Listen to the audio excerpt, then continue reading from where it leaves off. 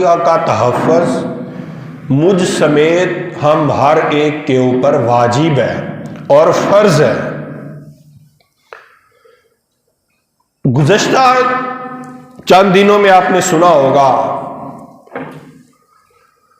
کہ سویڈن کی حکومت نے قرآن پاک کو جلانے کی کوشش کی اور اس کی حرمت کو اس نے پامال کیا۔ ہر دور میں اس طرح کے معاملات ہوتے رہے ہیں،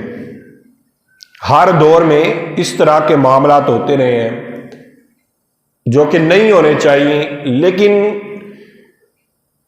اس کا جو جواب ہے، جو جہاد ہوتا ہے، وہ سرکاری سطح پر ہوتا ہے۔ مثلا ہر بندے پر جہاد فرض ہے،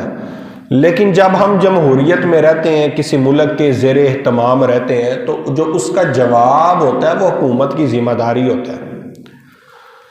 حکومت کی ذمہ داری کے ساتھ ساتھ عوام الناس جو ہوتی ہے، اس کے سرکندوں پہ بھی ایک بہت بڑی ذمہ داری عائد ہوتی ہے۔ اب سویڈن میں تو میں بھی نہیں جا سکتا اور ممکن ہے آپ بھی نہ جا سکتے ہو، لیکن اب یہ بات تو نہیں کہ صرف ہم مذمت کر کے بیٹھ جائیں،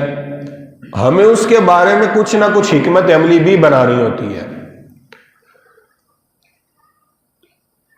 ایک تو کام جو کیا بہت ہی غلط کیا ہے، ہم اس کی مذمت کرتے ہیں،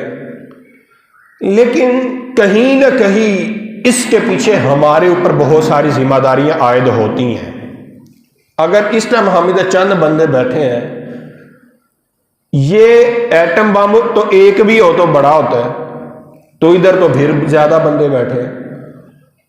تو جو قرآن کا مقصد سمجھ لے گا، وہ چاہے ایک بندہ ہو یا 10 بندے ہوں،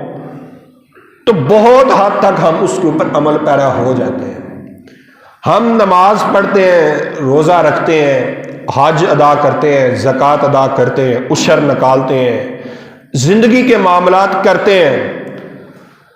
سب کچھ جنت میں جانے کے لیے کرتے ہیں۔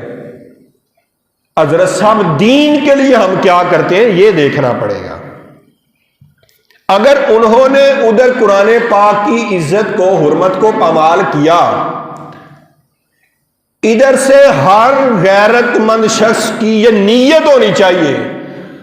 اللہ مجھے اولاد دے، میں اس کو قرآن کا حافظ بناؤں گا، اللہ مجھے ہمت دے،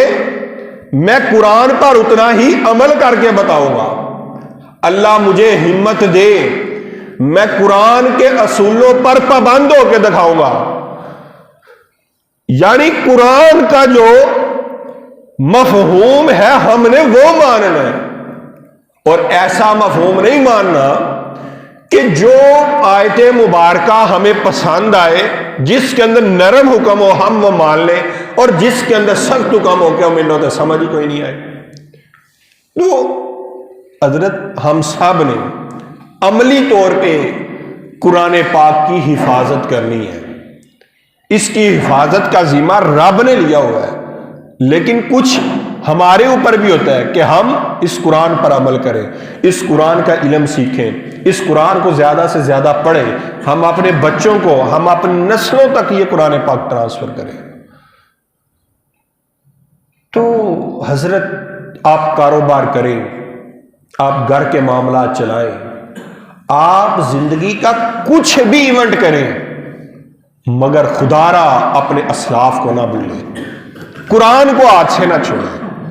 آپ گاڑی میں جا رہے ہیں، موبائل میں قرآن پاک ڈاؤن لوڈ کر لیں، یا جس طرح بھی آپ قرآن پڑھیں۔ آپ کسی جگہ جا رہے ہیں، ذکر کریں،